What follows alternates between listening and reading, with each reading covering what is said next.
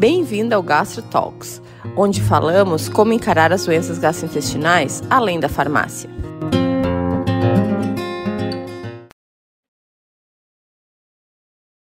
Olá, pessoal, bem-vindo ao Gastro Talks. Meu nome é Candice Krumel.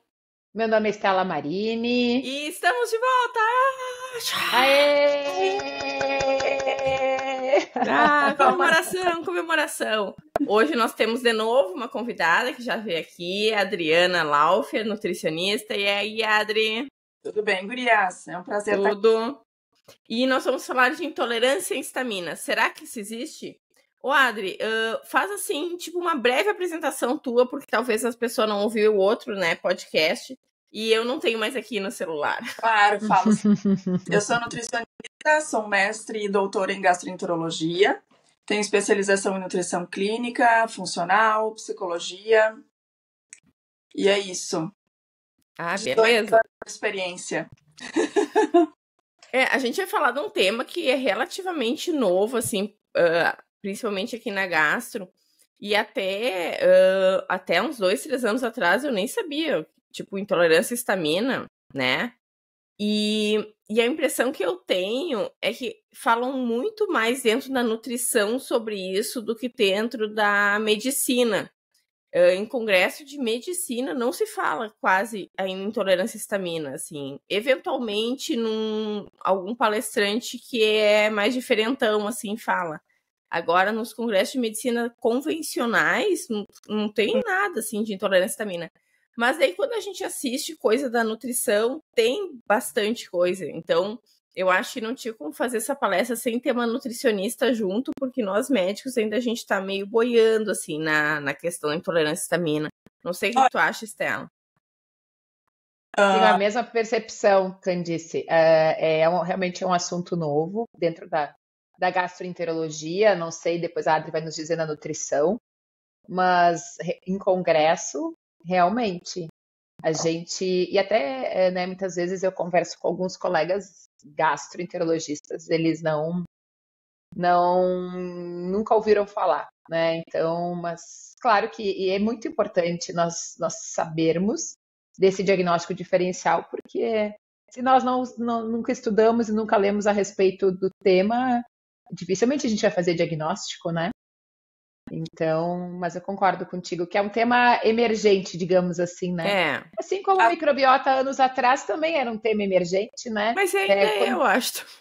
Exato, mas pensa na época da residência, quanto a gente pensava em desbiose, a gente pensava em SIBO, era só no paciente diabético que comia, distendia e tinha diarreia e deu.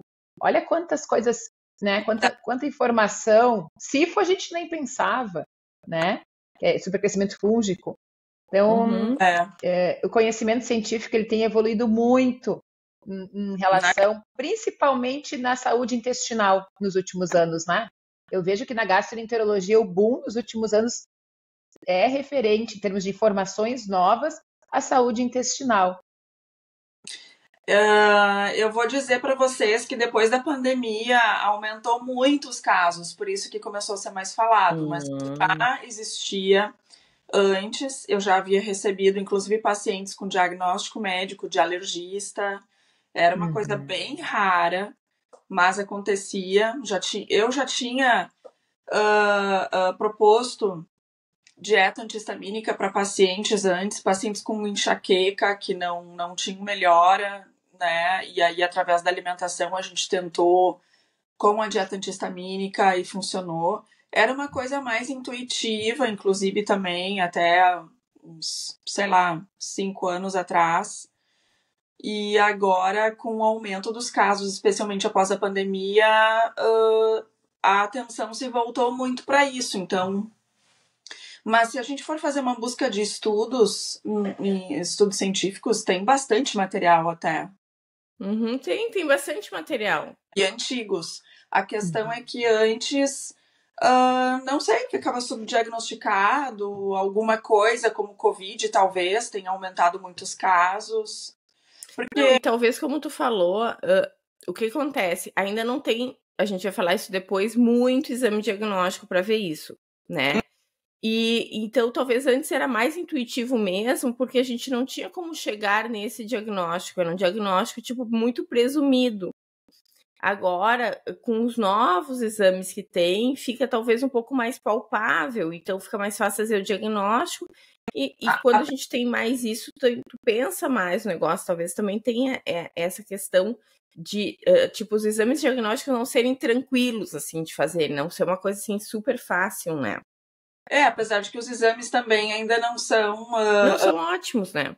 Cuidados, né? Assim, eles a princípio é para eles servirem como um norte no conjunto geral, assim, por exemplo, o paciente tem sintomas, responde à dieta, já foi feito o diagnóstico diferencial, e aí o exame vem como mais um fator para indicar naquele caminho, porque os exames ainda não são totalmente aceitos. Por exemplo, Down no sangue. Tá refletindo a Down no sangue? Não necessariamente é no intestino. Né? Estamina fecal tá refletindo a estamina produzida pela microbiota ou pelos alimentos, enfim. Mas ele ajuda a dar um norte. O problema é que os exames são bem caros também, só para dar um norte. São bem caros. Então, eu pessoalmente prefiro a resposta à dieta, que é o padrão ouro ainda, né? Segundo os estudos. Claro. E eu penso... Pode falar. E uma questão que eu acho que é importante, né, que nós pensarmos, hoje em dia eu vejo o paciente com intolerância à histamina, né, uma vez conhecendo o diagnóstico, era aquele paciente que estava no consultório do alergista, do neuro, do gastro. De todo mundo. Né? E a gente não se conversava, e aí cada um tratava o seu sintoma, não é? E hoje já, assim, como é interessante quando a gente escuta o paciente. De novo vem a questão de ter mais tempo de consulta, né, Candice? Isso é uma coisa que, para mim, assim, foi um divisor de águas na minha prática clínica. A partir do momento que eu me dei conta, gente, não dá. Assim, ó, em 20 minutos não dá para eu fazer um diagnóstico. Então, assim, a gente precisa de mais tempo de consulta, a gente precisa deixar o paciente falar sobre o seu sintoma e extrapolar além do intestino, não é? Então, eu digo... Esse olhar além do intestino, de tu entender, né, como é que tá outros sintomas. Ah, doutor, eu tenho dor de cabeça seguido, eu tenho alergia, eu tenho urticária, e assim, opa! E aí, mas a gente precisa, eu digo sempre, acho que você como nutricionista deve ter a mesma percepção. O fator tempo de consulta é essencial. A escuta é essencial para esses diagnósticos diferenciais que fogem um pouco ao que é mais frequente na nossa prática clínica. E até porque a histamina, eu brinco que ela é uma intolerância muito louca, né? Muito doida, porque são sintomas no corpo todo, né? Porque temos receptores para histamina todo. E nem sempre vai ser o mesmo sintoma. Então, se eu como, sei lá, um queijo maturado hoje e começo a ter muito espirro depois de consumir, amanhã, se eu consumir de novo, talvez eu não tenha espirro, talvez eu tenha dor de cabeça, ou distensão, ou fadiga. Então, os sintomas, eles são reprodutíveis, no sentido de sempre acontecer, mas não necessariamente vão ser sempre os mesmos. Perfeito. Até eu ia começar agora, né? A próxima pergunta era sobre isso. Porque a impressão que eu tenho quando eu penso em intolerância à histamina é quando chega o paciente com um sintoma muito louco, mas que faz sentido, entendeu? Tipo, ele conta uma história que se repete, história que se repete, mas é uma coisa que não se encaixa em absolutamente nada. E daí eu penso, intolerância à histamina. E até eu vou contar pra vocês, tem uma coisa meio pessoal, assim, eu acho que eu tenho uma intolerância à histamina bem leve, tá? Mas, tipo, bem leve. Porque há muito, muito tempo, eventualmente, quando eu saio pra jantar, eu acordo às 2, 3 da manhã com uma dor de barriga infernal. Assim, a barriga muito inchada, uma dor de barriga infernal. Daí eu vou no banheiro, aquilo demora pra sair, uma dor assim, parece estar rasgando o intestino. Daí, quando sai tudo, eu fico super bem, volto pra cama e volto a dormir. Isso acontece, assim, tipo, 2 vezes por ano. É uma coisa rara. E eu vi que é sempre quando eu como peixe. Ah! Todas as vezes que acontece, são vezes que eu comi peixe. Quando eu vou comer comida japonesa, ou quando... só que assim, eu como muita comida japonesa, eu como muito peixe, então não é toda vez que eu como peixe. Só que deve ter algum tipo de peixe, ou algum tipo de coisa que eles guardam peixe, eu não sei, que me dá isso. E eu só me dei conta quando eu fui ler coisa de intolerância à histamina e eu pensei, cara, será que eu não tenho isso? E daí que eu comecei a notar o que eu comia antes. E toda vez eu como peixe, sabe? Uhum. Mas não é uma alergia verdadeira, porque assim, eu como muito peixe, não tenho nada. E agora o que eu tô notando é o seguinte, que eu tenho essa diarreia horrível de noite e no outro dia eu tô me coçando. Onde pega, assim, a roupa, eu fico toda me coçando, assim, fico com uma dermatite. Pode ser mesmo. Mas eu continuo comendo peixe, só pra avisar, tá? Experimenta na próxima vez tomar um Tomar antistamínico. DAO. Antes. Antistamínico, porque a DAO é bem mais cara só pra fazer um teste, né? Uhum. Não, mas eu achei também... muito interessante isso, que eu tinha já isso há muito tempo, mas aí tá. São sintomas que são recorrentes, são reproduzíveis, só que não é toda vez que acontece. Também tem uma questão, não sei se a Adri concorda, mas que tem algum, na literatura fala, às vezes, da conservação também, né? Isso. Dependendo como esse peixe foi conservado, daqui a pouco o sushi ficou mais tempo. Ao invés de comer sushi às 7 da noite, né? Tu chegou logo do restaurante, tu chegou lá para comer às 9h30 da noite. Uhum. Aquele peixe ficou mais tempo ali exposto, a gente sabe, né? Foi manipulado. Eu, pelo menos, quando eu vou comer sushi, eu tento ir mais cedo. Porque, claro que por mais que eles mantenham na refrigeração, fica abrindo, pega salmão, corta salmão, bota de volta, tem mais manipulação mesmo, né? Na verdade, até uma das indicações para quem tem intolerância à histamina é comer carnes ou extremamente frescas ou congeladas, né? Comprar congelada, de preferência de uma empresa que tem uma cadeia de frio desde o abate. Quando for descongelar, não descongelar de forma demorada, tipo deixando em cima do balcão da pia por horas ou na geladeira por horas, é um descongelamento rápido. E a pessoa tem que fazer a carne ali e comer, de preferência logo. E o que ela não for consumir, assim, no máximo em um dia, congelar de volta, né? Congelada aí a carne, né? Porque Bom, mas aí mais... fala dos sintomas, Adri. Oi? Fala dos sintomas. Já falo. Só para terminar esse raciocínio. Porque a carne, ela é a maior fonte de histamina, né? Porque os micro-organismos presentes na carne começam a deteriorar ali, transformando a histidina em histamina. Então, a carne, ela não está estragada ainda, mas ela está no seu processo natural de deterioração. Isso vai produzindo histamina, vai aumentando o teor de histamina. Então, quanto menos fresco o alimento, não significa que ele esteja estragado. Mas quanto menos fresco, mais histamina ele vai ter. Não, então, e é óbvio, eu moro no interior do Rio Grande do Sul, não tem salmão fresco aqui, entendeu?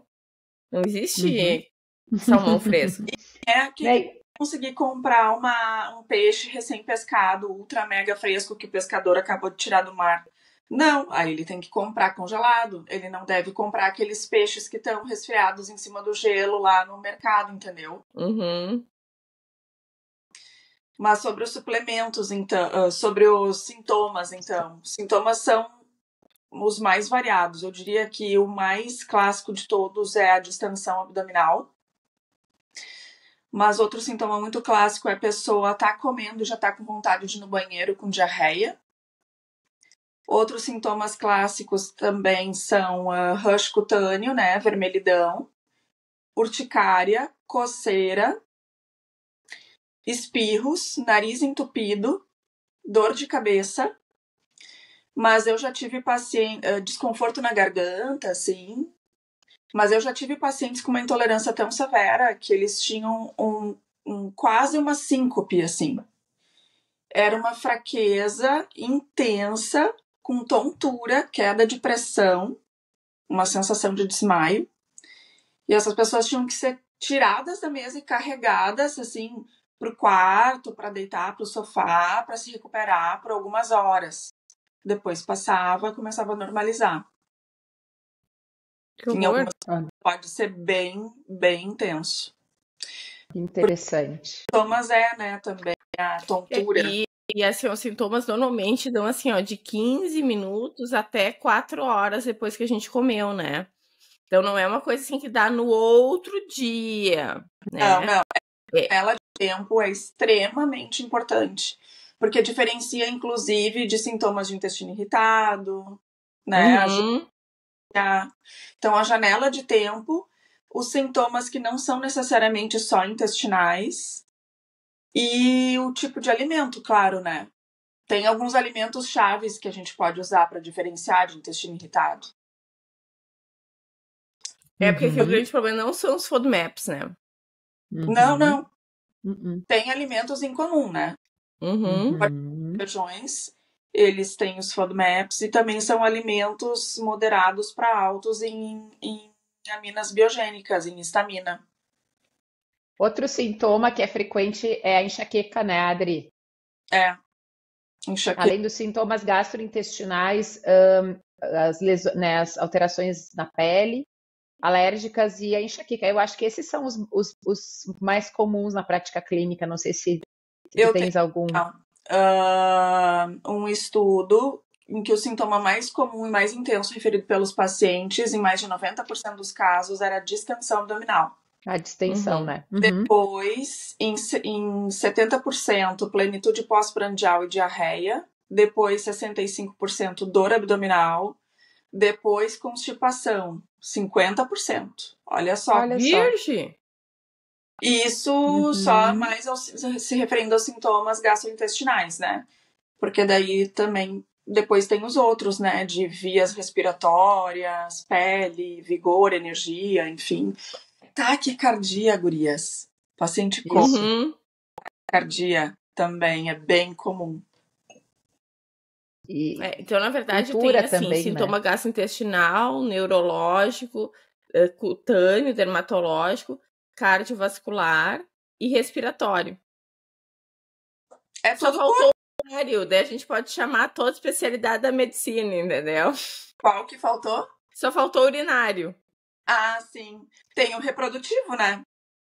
Parte ginecológica. Ah, é? Cólicas. Dificuldade de engravidar por causa da DAO, né? Porque a DAO, quando a mulher engravida, o útero aumenta em 500 vezes a produção de DAO, porque a DAO, ela inclusive serve como maneira de não rejeitar o feto. Então, já houveram casos em que a mulher tinha abortos inexplicáveis devido à intolerância à histamina. Adri, explica para nós a DAO. O que é a DAO? Né? Nós já falamos mais de uma vez e talvez os nossos espectadores não saibam o que é a DAO, né? Sim. Então, a DAO é a enzima de aminooxidase, ela é produzida basicamente no intestino, é produzida também pelo sistema urinário reprodutivo por causa dessas questões de dismenorreia e gestação, mas a maior parte é produzida no intestino, lá pela mucosa do intestino delgado. Aí entra de novo a importância da saúde intestinal, da mucosa intestinal, para que ela consiga produzir, para que os enterócitos, as células lá consigam produzir a DAO, né? E ela é responsável por digerir a histamina. A histamina é uma substância que a gente chama que é do grupo das aminas biogênicas, e ela tem várias primas, como cadaverina, putrescina, espermidina, que são também digeridos pela DAO. Então, todas essas substâncias concorrem pela DAO.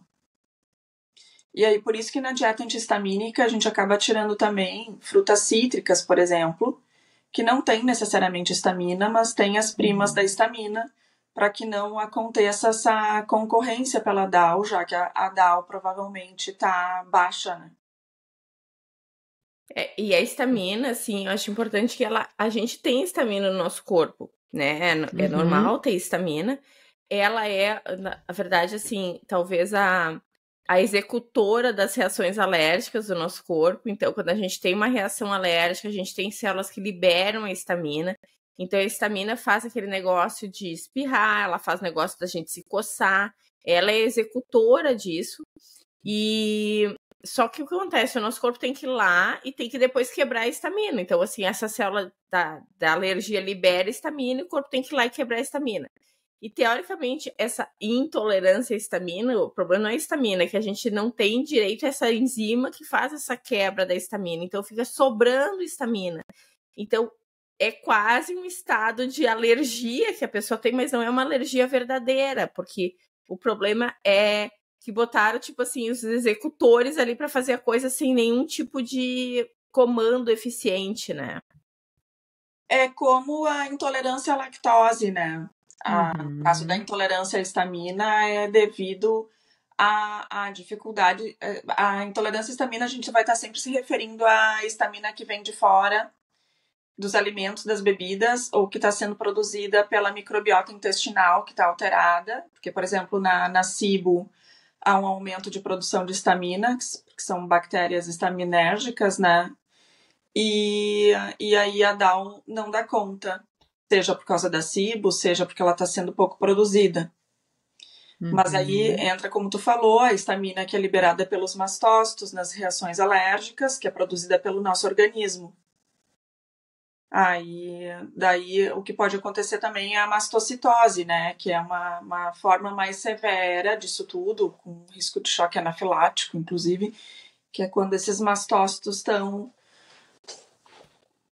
também meio doidinhos, né? Reagindo a qualquer coisa. Outra coisa nova também, né? Que a gente também tá estudando agora. Síndrome de ativação dos ossos. Mastocitária. Sim. E é muito parecido os sintomas, né?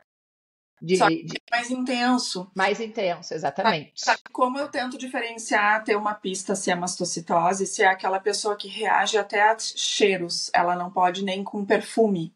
Ela pode ter um choque anafilático sentindo o perfume de alguém, entrando no ambiente sentindo um cheiro de produto de limpeza. Essa forma de diferenciar a gravidade, ou se é mais para mastocitose mesmo, pelo menos que eu uso, né? E eu acho importante também lembrar que quando a gente desconfia intolerância à histamina, a gente tem que excluir que o paciente não tem uma alergia verdadeira, né? Ah, sim, diagnóstico diferencial. Isso. Então, assim, falar coisa e tal, blá, a gente tem que ver se não é uma reação alérgica que ele tá tendo mesmo, né? Porque são sintomas parecidos que pode dar dependendo, se tem sintoma cutâneo, sintoma respiratório. Só que a alergia, ela é mais grave que a intolerância à histamina, né? Então a gente tem que sempre diferenciar, e também não é super fácil, mas a gente tem que tentar diferenciar se não é uma alergia verdadeira que o paciente tem, né? Sim, é bem importante. O ideal é ir no alergista, ver se tem alergias mediadas por IgE. E aí, então, dar continuidade, né, na investigação e ver se pode ser intolerância à histamina. Mas aí, como eu falei antes, que a intolerância à histamina é parecida com a intolerância à lactose, né? É uma deficiência de uma enzima que a gente não consegue digerir bem aquela substância, então a gente precisa suplementar com a enzima. Quando for consumir alimentos com lactose, usar a lactase. Quando for consumir alimentos com histamina, usar a DAO. Mas isso tudo depois de todo o diagnóstico tendo sido feito. Diagnóstico diferencial, tendo avaliado a resposta à dieta, para não ficar usando a DAO sem ter certeza, né? E até porque também a intolerância à histamina, ela pode estar sendo secundária a algum problema intestinal, né? Ela tem sido muito identificada em pacientes com colite, então pode ser secundária a colite. Com aumento da permeabilidade também, né? Isso também, sim, o leaky gut tem que tratar daí primeiro, a própria SIBO, e aí pode, né, há uma chance da intolerância à histamina reverter, né? De não ser uma condição permanente. Perfeito. E como é que tu faz o diagnóstico, Adri? Eu prefiro fazer tipo old school mesmo, assim. Old but gold. Eu ainda prefiro a dieta, a resposta à dieta. E a relação entre os sintomas clínicos com os alimentos. Porque fica claro, né, depois que tu começa a ver, assim, o paciente come aqueles alimentos clássicos e tem aquelas reações em X tempo, né? Entende? Então... Tem uma relação isso causal, que eu falei pra né? vocês, né? Que depois que eu li Intolerância à Histamina, eu comecei a me dar conta que eu comia antes de ter esses episódios. Eu vi que era sempre a mesma coisa. Porque eu tinha esses episódios e eu achava que eles eram aleatórios, sabe? Diz assim, eventualmente eu acordo à madrugada com muita dor de barriga. Aí eu pensei, bom, será que não é? Vou ver o que eu tô comendo antes. E é sempre a mesma coisa. Uma outra forma de diagnosticar seria, nessas crises, a pessoa tomar um anti-histamínico. Se passar, é mais um ponto para esse caminho. A favor, Adri, e aí aqui vem um ponto que eu acho que é bem importante, né, no dia a dia de consultório. Eu percebo que muitas vezes os pacientes não estão atentos. Sim. Não estão atentos, porque para fazer essa relação, tu tem que estar com atenção plena. Nossa, olha só, eu tô me sentindo mal, tá? Mas olha só o que eu comi. Né? E o ideal é até anotar, fazer um diário alimentar, não é? Sim, super. Isso é o ideal. Super. Mas eu percebo que às vezes isso é, porque às vezes o paciente, mas eu não sei, nunca parei para pensar. Porque eu percebo que as pessoas hoje estão atentas ao glúten e à lactose, ponto final. E tudo é o glúten ou a lactose. Eu acho que o meu problema é glúten, acho que o meu problema é lactose. E não se dão conta. Porque claro que geralmente os alimentos, né, tu vai numa refeição, daqui a pouco tu comeu, né, tu comestes algo rico em histamina, né, tipo, tomou vinho, né? Aí tu comeu geralmente uma massa que tinha glúten, e aí que tinha queijo, e aí a pessoa fica focada nisso e nem se dá conta, nem lembra do que ingeriu na totalidade, né? Então eu costumo pedir para os pacientes, né, poxa, passou mal, anota o que você comeu naquela refeição. Eu digo que intolerância à histamina é um diagnóstico a 4 mãos, né? Ou mais, assim, porque o paciente colaborar nesse sentido faz toda a diferença, assim.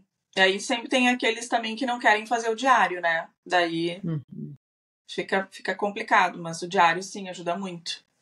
Tá, mas aí se o paciente fala assim, não, mas eu quero fazer algum teste, tá?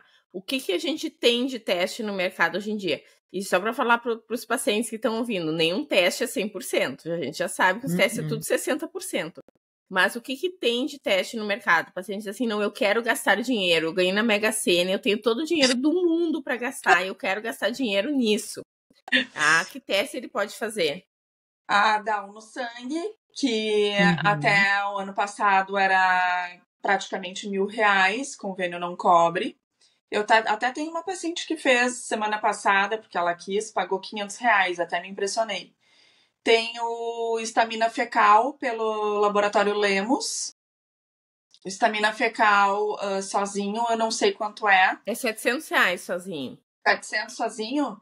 Porque o Copromax que eles fazem, que engloba também junto histamina fecal, é 1.800, né? É, por aí. E tem o que eu peço por último daí, quando a gente já viu que é intolerância à histamina, que daí esse eu acho que vale a pena fazer, que é o teste genético. A gente vê, pra gente ter uma ideia, se a gente tá lidando com uma condição permanente ou não. Entendi. Muda bastante de figura, né? Como que tu vai lidar com aquilo daqui pra frente, sendo uma questão genética ou não. Então, se for para pedir algum exame, eu pediria depois. A gente vê que sim, é intolerância à histamina, se é uma questão de ordem genética ou não, que ainda assim também é um exame caro, né? Acho que é também uns R$1.000 por aí. Seriam os polimorfismos, né? Da Down, que a gente pesquisa, né? Para avaliar se a pessoa tem uma mutação genética que faz com uma expressão inadequada da enzima. E com isso, então, o paciente, por ter deficiência da enzima, acaba, entre aspas, tendo mais histamina, ela não é degradada como deveria. E aí ele vai ter que fazer sempre a dieta ou usar a Down. Ou usar os antistamínicos também, né? Também é que existe essa questão de que o antihistamínico ele pode represar a histamina, ele não vai necessariamente digerir ela e eliminar. Aí poderia dar um efeito rebote depois, sabe? Mas isso é importante. Quando os mastócitos são meio doidinhos, aí sim tem que entrar com um antihistamínico pra a bolinha deles, né? Beleza. Na verdade, essa é a ideia que eu tinha mesmo. Se é pra fazer algum teste, faz o teste genético, né? Porque os outros testes, a histamina fecal, como tu falou, ela é muito pouco específica, porque a histamina pode ser uma histamina que as bactérias estão produzindo, e ela aumenta em muita coisa a histamina fecal, inclusive se tu tem algum tipo de sensibilidade alimentar, aumenta. E a medida da enzima da DAO, o que acontece? Às vezes, assim, a medida tá normal, mas a tua DAO não funciona bem, né? A tua atividade tá normal, mas ela não funciona, é uma DAO que não funciona bem. Então, tu faz ali, tá tudo normal, mas na prática aquilo ali não tá rolando. Então, eu acho assim, se é pra gastar dinheiro, gasta dinheiro com teste genético, né? Na minha opinião, sim. E tem uma questão que eu acho interessante, que é a influência do álcool na DAO, né? Que isso que é o que a gente estava falando antes, como a Adri falou. É importante saber se o paciente realmente tem uma alteração genética que faz, né, com que isso seja algo permanente na vida dele, ou daqui a pouco ele tem uma condição tratável, né? Daqui a pouco ele está com desbiose e aumento da permeabilidade intestinal. Ou ele está, daqui a pouco, um diagnóstico de doença inflamatória, como nós falamos, né? SIBO. Ou até mesmo SIBO também. Mas também, às vezes, essa alteração no funcionamento da DAO pode ser em função da ingestão da bebida alcoólica. E daí, daqui a pouco, tirando, por exemplo, o vinho, ele não precisa fazer toda essa restrição alimentar, né? Enfim, mas é aí que é importante essa abordagem individualizada, não é, Adri? Não é, Candice? Eu vejo hoje em dia os pacientes, eles veem na internet um vídeo, outro vídeo, e aí já se autodiagnosticam, então já começam o tratamento sem fazer essa avaliação com o profissional. E eu digo, se para nós que estudamos há muito tempo o trato gastrointestinal, não é um desafio, a Adri tem toda uma formação focada e voltada para a saúde intestinal. Eu acredito que para ti também seja um desafio. Imagina para quem, assim, caiu de paraquedas. Pro leigo, que tá vendo um videozinho de 10 minutos no YouTube. 10 minutos? Estou sendo muito otimista. É um vídeo de 30 segundos. Não, 1 minuto no máximo. 10 minutos, não. A atenção das pessoas hoje é o tempo do TikTok, né? 10 minutos. Isso eu digo sempre para os pacientes, você tem sintoma antes de fazer qualquer intervenção, procure o médico antes de tirar glúten, lactose, porque o que a gente percebe mais, os pacientes eles vão excluindo, né? E aí isso vai levar a desbiose, que pode levar ao leaky gut, que daí sim pode levar a intolerância, né? Exato! Exato! Então, é sempre, pessoal, o primeiro passo é fazer o diagnóstico da melhor forma possível, reunindo toda a história, pensando em todo o diagnóstico diferencial. Essa avaliação inicial, antes de fazer a intervenção, ela é fundamental. Até porque, quando nós suspeitamos de intolerância à histamina, como a Adri falou hoje, o que é mais validado na literatura é justamente a dieta de exclusão. E que não é uma dieta simples. Não é. Gente, mas eu vou fazer um meia-culpa, tá? Porque até 3 anos atrás, os pacientes chegavam no consultório com essas histórias loucas. Óbvio que eu não achava que o paciente era louco, mas eu não tinha nem noção do que o paciente tinha, entendeu? Eu pensava, será que é uma alergia alimentar? Não parece síndrome do intestino irritável, porque não tem todos os dias. O paciente tem lá de vez em quando isso, sabe? Então, assim, a gente tem um meia-culpa também como médicos de não chegar, não pensar no diagnóstico, né? Então, o paciente chegava, ia lá no consultório e eu ficava com cara de sapo, assim, olhando pra ele, tipo, não sei, pois é, né? Que estranho, realmente, né? Então, tem isso aí também da gente, às vezes, não conhecer a doença que o paciente tem, né? É que eu acho da formação de cada um, né? Entende?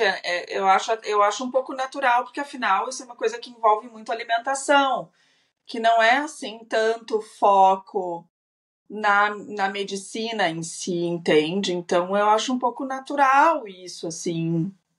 A questão Mas a gente tem que pelo menos conhecer, né, Adri? Porque eu vou te falar o seguinte, agora, quando eu acho que o paciente tem intolerância à histamina, eu mando pra nutricionista, porque eu falo assim, olha, ela sabe muito mais do que eu, tá? Mas eu tenho que pelo menos pensar no negócio. Mas até 4 anos atrás, mal se falava em intolerância à histamina. Que bom, porque faz 3 anos que eu comecei a pensar, então tá. Não, e até porque a gente, às vezes, precisa romper esse ciclo de parar de fazer exame, né? Porque daí o paciente veio por distensão, por dor abdominal, por diarreia, aí faz colonoscopia, aí deu normal, aí daqui a pouco, 2 anos depois, volta de novo, aí tu pede mais exames, e aí tu não acaba não chegando ao diagnóstico, né? Então, o professor Francesconi sempre falava, né, nas nossas aulas da gastro, chega um momento que a gente tem que parar de fazer exame e, assim, é isso o diagnóstico? E vamos tratar o diagnóstico, né? Baseado nesse diagnóstico, né? Sim. Então, reunir todas, né? Eu digo que fazer diagnóstico, pessoal, para mim é a parte, assim, né, da escuta e, né, eu digo que eu me sinto que nem uma investigadora, assim, eu vou atrás das pistas, montando aquele quebra-cabeça, isso fecha, isso não fecha. Para mim, esse é o estado de arte da gastroenterologia, é reunir todos esses elementos, só que não é fácil, é desafiador. Sabe o que eu acho que é uma coisa que dá uma dificultada nisso tudo? Porque o paciente entra no consultório querendo uma resposta objetiva. E por mais que para ele, que é um trabalho de detetive, ele fica contrariado com isso. Então, às vezes, pede para ele, olha, tem que faz um diário alimentar para mim de 1 semana, já que tu não tá sabendo responder as coisas que eu tô te perguntando, porque tu não te observa. Ele fica contrariado, né? E aí ele acaba não fazendo e tal. Como se a gente tivesse a obrigação de dar uma resposta na hora e como se fosse simples assim, né? Não é assim que funciona.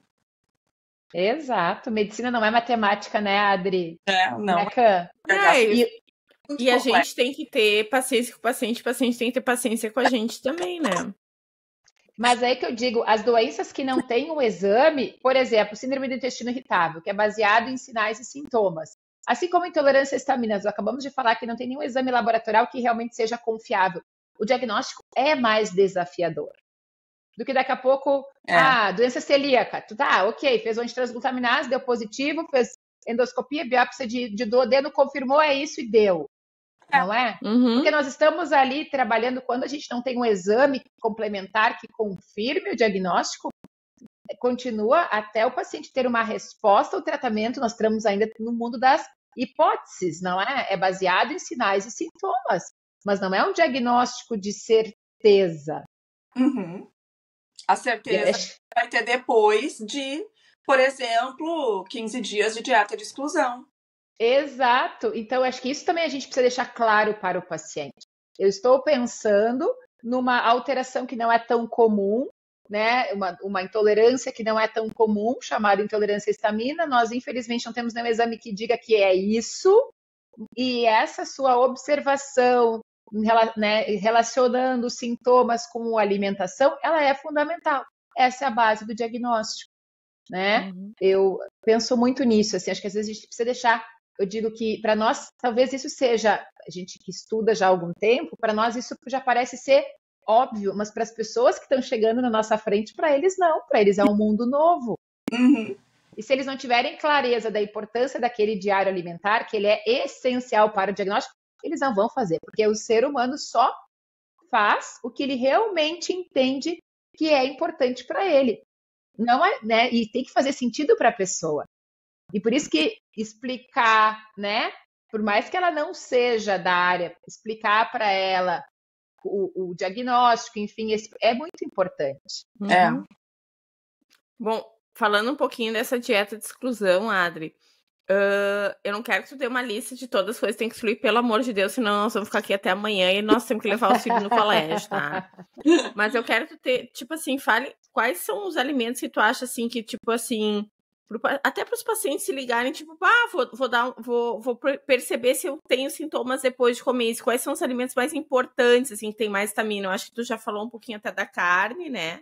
Mas o que mais, assim, que chama atenção? Tá.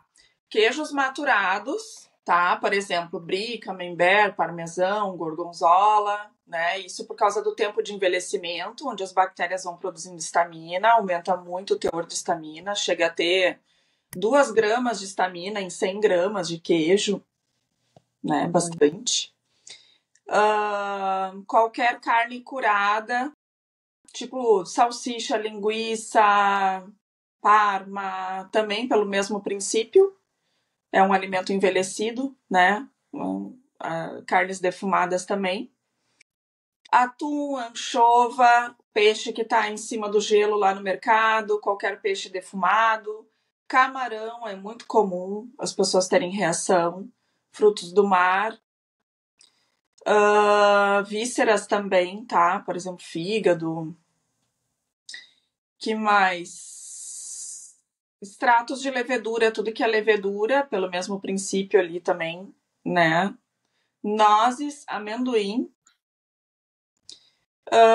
Conserva de repolho, chucrute, azeitona, berinjela é muito comum. Só que daí aqui nos vegetais e nas frutas é mais pelas primas da histamina. Uhum. Tá? Porque não tem tomate também, né?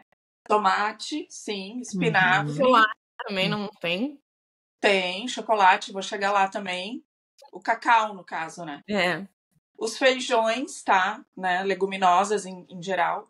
Abacate, frutas cítricas, chocolate preto, cacau, alguns temperos como os vinagres, molho de soja, curry, pimentas e bebidas, né? Daí aqui entra bebida alcoólica, especialmente vinho, cerveja também. E é isso, resumindo, tá? Tem vários outros que eu não falei porque tem daí um teor médio para baixo, assim. Eu falei isso. É muito, mas mesmo assim, já é muita coisa, né? Coisa. E o que tu ia falar, Estela? Pode falar. Não, sobre o álcool, que eu acho interessante nós falarmos que tanto ele tem ação aí, né? Alterando ali, reduzindo a degradação da histamina, como também ele pode aumentar a permeabilidade intestinal, né? E aumentar a histamina também, né? São 3 dias. Exato. Sim. 3 dias. E temos os medicamentos que inibem tem medicamentos, né? Exato. A cloroquina, hidroxicloroquina, né? Hidroxicloroquina e o clavulanato, né? Que são os mais... Então, de medicamentos eu não domino tanto, até tenho uma lista aqui. Eu tenho uma lista também. Tem vários, na verdade. Eu lembro da hidroxicloroquina, do clavulin, que é o clavulanato. Mas eu acho que os medicamentos aqueles de uso contínuo já... Deixa eu ver aqui.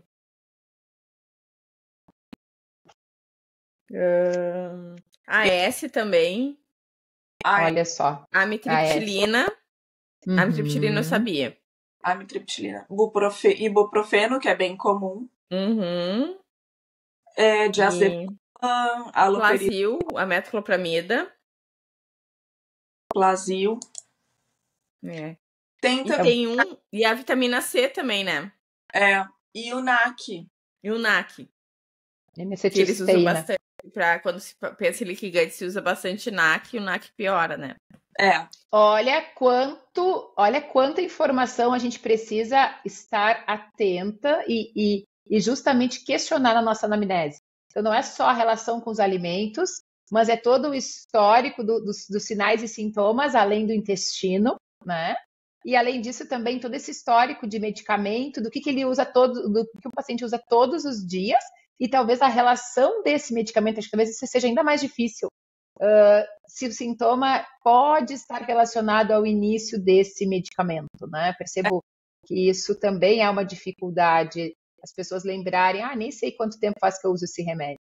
Então, é sempre importante, de novo, né? A base de todo o diagnóstico, mais do que nunca, é a anamnese, é a conversa, é a atenção, e você ser atendido por um profissional que realmente se dedique à saúde intestinal. Né? Eu digo que a gastroenterologia, gente, é muito ampla.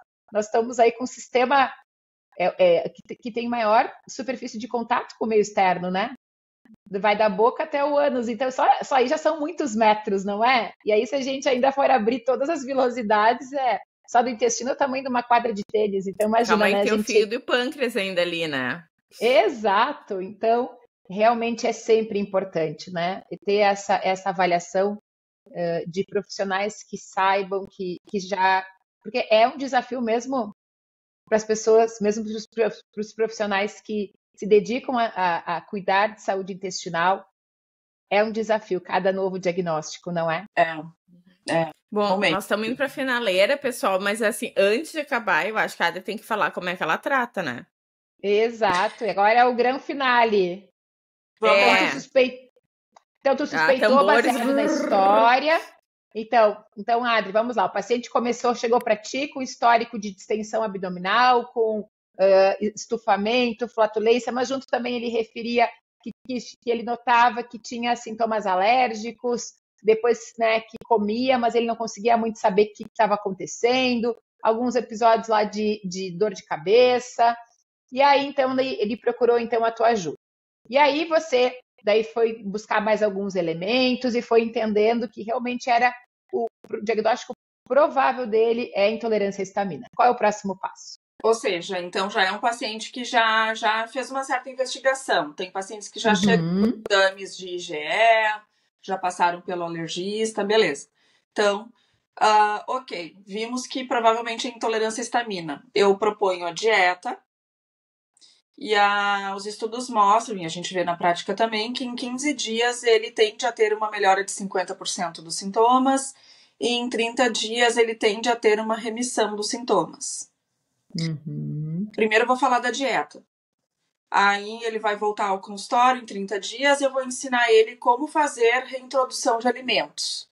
Para isso não existe ainda um protocolo, até porque seria extremamente difícil estabelecer uma receita de bolo para isso, como tem para os FODMAPs. E a reintrodução seria de alimento por alimento. Não é como nos FODMAPs, que a gente testa um e extrapola aquele resultado para o resto. Então é alimento por alimento mesmo, para a gente ver qual é o grau de sensibilidade. Né? Se tem alguma quantidade que ele tolera sem ter sintomas, sem precisar da DAO.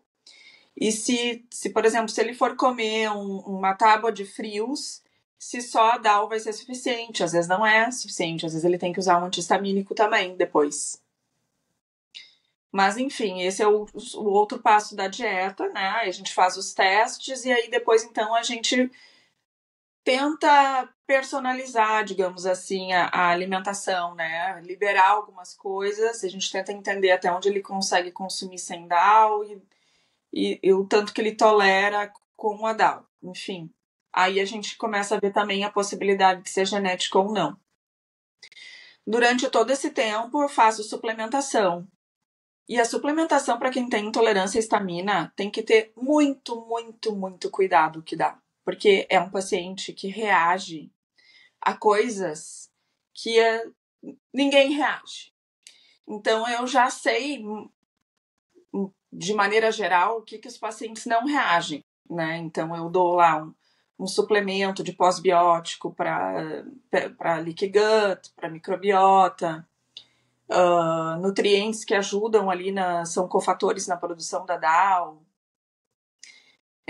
quercetina, que é muito importante para ajudar, ômega 3, fibregum, geralmente eles gostam muito do efeito dessa fibra, porque geralmente são constipados ou têm diarreia, então ajuda a moldar. E a DAO, eu não entro com a DAO inicialmente, geralmente eu deixo para depois, para a gente primeiro ver de fato o efeito da dieta, se vai haver uma melhora dos sintomas, assim, em termos pela recuperação da saúde intestinal, né? Porque pode ser depois que ele nem precise da DAO, né? Então, perfeito. Coisas que a gente tem que ir vendo conforme a carruagem vai andando. Tem coisas que não tem como a gente antecipar o que vai acontecer. Tem profissionais que já dão a DAO direto, 3 vezes por dia. Não condeno, não sou contra nem a favor, assim, mas eu prefiro primeiro só entrar com a dieta, suplementação, para recuperar a saúde intestinal. Os probióticos é uma coisa que tem que ter muito cuidado e também é uma forma de tentar diferenciar, entender se é o caso de ser intolerante à histamina, porque o paciente que tem intolerância à histamina, ele não tolera probiótico. Porque são só algumas cepas que ele tolera, né? As cepas comuns que a gente costuma usar, que tem nos suplementos, ele provavelmente vai ter desconforto. Então, eu mando manipular um suplemento com cepas específicas que não são estaminérgicas. E assim vamos indo. Não tem uma regra, porque cada um é cada um, né? Então, assim, ó, na verdade, o tratamento que não é protocolo, é um tratamento individual, ele é lento e ele é feito de acertos e erros. Então, o paciente tem que ser paciente, né? Porque ele vai dar 2 passos para frente, 1 passo para trás, 3 passos para frente, 1 passo para trás, e assim ele vai indo, né? Sim, para ir tentando entender e descobrir o limiar de cada um, de sensibilidade. E daí tem aqueles que são super dispostos a testar, que não tem medo e tal. E outros têm medo, porque já tiveram reações muito ruins, taquicardia, de sensação de desmaio, de falta de ar. Aí tem todo um trabalho também fazer com isso, porque é importante o paciente teste. E aí, é desafiador, não é? Mas ao mesmo tempo também, eu digo para os pacientes, é desafiador, é. Mas ao mesmo tempo também é libertador, porque saber o que ele tem, quais são os gatilhos, isso é ótimo também. Então, é difícil, é trabalhoso, é. Mas tu poder ir no restaurante e dizer assim, eu consigo saber quais alimentos não vão me fazer mal, e sem ter aquela insegurança, se eu vou ter dor de barriga, se eu vou passar mal, se eu vou passar uma noite, né? Porque é péssimo, tu vai jantar fora, seria um momento maravilhoso, mas ao mesmo tempo, pós-janta pode ser trágico, não é? O resultado final vale muito a pena. É trabalhoso, mas o paciente fica bem satisfeito no final justamente por isso. Ele vai sair, ele sabe os limites dele, ele sabe que ele tem o recurso da DAO. Na pior das hipóteses, ele pode usar um anti-histamínico e, né, ele vai saber que o desconforto é daquilo, não é uma coisa que está acontecendo que ele não tem a mínima ideia do que é, porque acho que isso que é o pior. Exato, essa insegurança do que afinal está acontecendo comigo, não é? E até porque esses pacientes que têm mais sintomas assim, meio de síncope, nossa, eles ficam super apavorados, né? Exato, exato. E aí, beleza, pessoal? Já deu o nosso tempo aqui. Eu gostaria de saber se vocês gostariam de mensagens finais curtinhas, tá? A mensagem final que eu quero deixar é: se você sofre de estufamento, de extensão abdominal, há bastante tempo, tem esses sintomas talvez alérgicos, né? E realmente nunca procurou atendimento médico, não deixe de procurar. E na sequência, claro que nós médicos encaminharmos para nutricionistas como a Adri, por exemplo, que tem toda essa expertise, né, de alimentação direcionada para o problema gastrointestinal, né? Então, essa relação de parceria, né, Adri, do gastroenterologista, porque geralmente acaba que primeiro o paciente procura o médico, né? Precisa muitas vezes fazer todos os exames, né? Fazer colonoscopia, enfim, ainda mais se tem mais de 45 anos. E depois, então, encaminhar, né, esse trabalho em conjunto com vocês, né? Eu gosto muito da interdisciplinaridade, não é?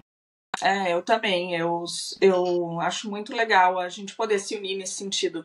A minha mensagem final vai ser de paciência. Eu adorei a frase que a Candice usou. Vou mudar meu slogan de quando o intestino tá bem, o resto vem. Eu vou mudar. Eu vou botar assim: paciente, tenha paciência com a gente. Como é que tu falou? Que a gente tem que ter paciência com os pacientes, eles têm que ter paciência com a gente. Ótimo. Não, então tenha paciência com o processo. O processo. E a relação de parceria, eu acho que é a coisa que mais funciona hoje, para mim, que faz mais sentido, é que não é assim, eu que sei, né, e o paciente me obedece, não. É uma relação de parceria, a gente está aqui juntos, eu estou aqui disposta a te ajudar, mas também, né, cada um faz a sua parte. Não, e que nem nós estamos falando, né? Há 3, 4 anos a gente não falava de intolerância à histamina. Então, como é que a gente... Tipo, o paciente chegava, a gente sabia que tinha alguma coisa errada, mas não tinha nem por onde começar. Era aquele novelo de Luffy, tu não vê a pontinha por onde eu vou começar a destrinchar isso aqui, Exato. né? E cada vez vai aparecendo mais coisas também, né? Então, procure um profissional que goste de estudar, porque assim a gente não consegue parar de estudar, né? Nessa vida, nunca vi. Procure um profissional que queria ter sido um detetive, mas não foi. Mas é verdade. Mas muito obrigada, Adri, de novo pela tua participação. Tu muito engrandece aqui o nosso podcast. É sempre muito boa, né? Muito bom conversar contigo, uma pessoa realmente que dentro da nutrição, para mim é uma das referências, né? E realmente vamos juntos que assim nós conseguimos ajudar os pacientes a construir novamente uma vida com bem-estar e qualidade, né? Porque é bem como nós falamos antes, né? Todo esse diagnóstico ele é fundamental para que ele volte a sentir bem-estar. É verdade. Eu agradeço por isso, foi muito legal. Obrigada. Adri, fala aí tua rede social para o pessoal te seguir. @ointestinofeliz e no YouTube nutricionista. Não tá. Estelinha? Então, meu Instagram é Estela, com S mudo, Marini Gastro. Estela Marini Gastro. E o meu é candicecrumel.gastro. E também a gente tem o Instagram do Gastrotox, que é Gastrotox_. É isso, né? Exato. Então tá. Gente, vamos trabalhar agora. Foi um prazer. Beijo para todo mundo. Até a próxima. Até a próxima. Tchau, tchau.